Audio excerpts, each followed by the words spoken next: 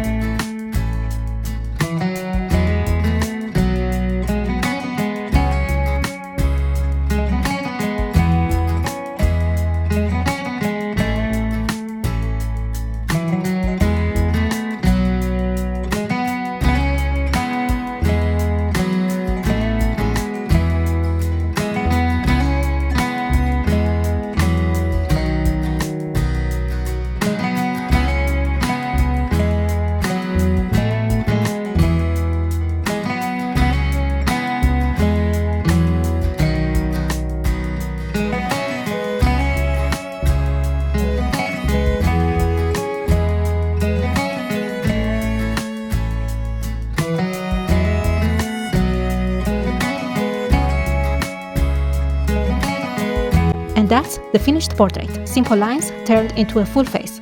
If this helped or inspired you, please like, comment, and subscribe to Art World of P. Your support really helps me create more drawing videos like this.